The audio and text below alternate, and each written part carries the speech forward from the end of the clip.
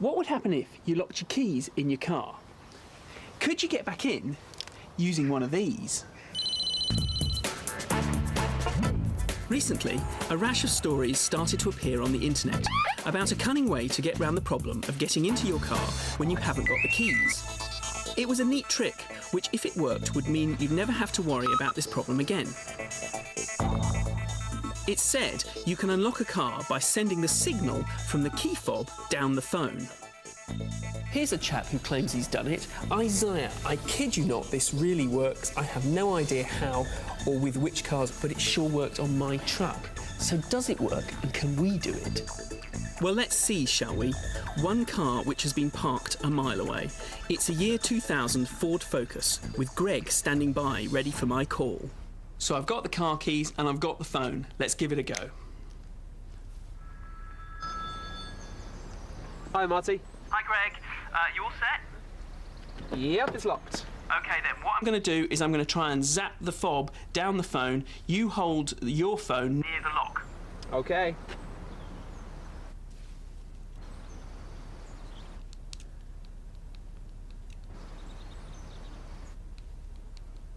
Any good? Nothing, still locked. Oh dear. OK, so we haven't been able to get it to work this time. But is it at least theoretically possible? The theory is the telephone can somehow capture the radio frequency that is being transmitted by the key fob and then send that over the mobile phone network to another telephone, which would then somehow transmit that onto the car. Maybe we were just unlucky. So let's try it out, not with one car, but with lots. We've got a variety of different cars, a variety of different phones, and a lot of time on our hands. So can we get any of these car doors to open just by using our phone? And while we're at it, can we get any other remote control devices to work? Go on then. There we go. Remote locking first used infrared technology, as in current TV remote controls. This replaced the rather tedious business of actually putting a key in the lock. The first cars to have this were the first generation Ford Mondeos. Early devices worked by using just one frequency, but now more sophisticated fobs operate by changing it each time the key is in use. This now prevents modern hackers from being able to capture the frequency and then use it to get into your car.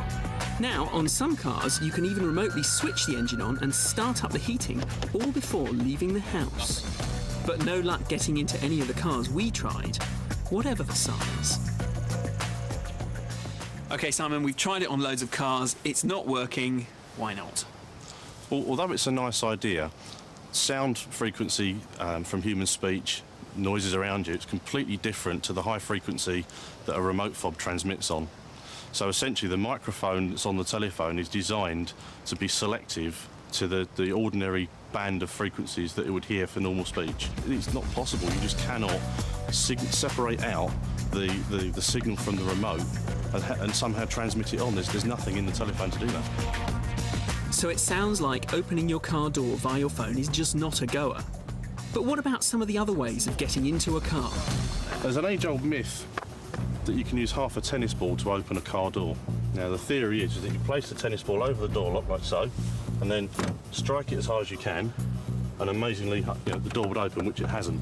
So how's that? I mean, what's supposed to happen there? Well, the air pressure that you're forcing into the lock by striking the tennis ball somehow goes through the lock mechanism, which is essentially metal, down a solid metal rod, and influences the door latch somehow. So that's clearly not going to work. Absolutely not. But what about something that does work? Something that does work, well, there's a brand new theory that's out, and it does actually work, that the remote fobs that you use for wireless doorbells or even for garage door openers, they work on a similar frequency to a car remote fob. If somebody is standing near your car, closer than you are, transmitting one of these things in their pocket, effectively what they would do is they would mask the signal that's coming from your remote fob. So you may have walked away from your car, blip over your shoulder, thinking you've locked your car, when in fact you haven't, because the signal that they've transmitted has actually prevented it. So that's one thing that does work, but no dice when it comes to unlocking a car down the phone. No, it didn't work. Which leaves the question, why do some people believe it? Maybe it's just one of those things that people want to believe so much that they convince themselves it's true.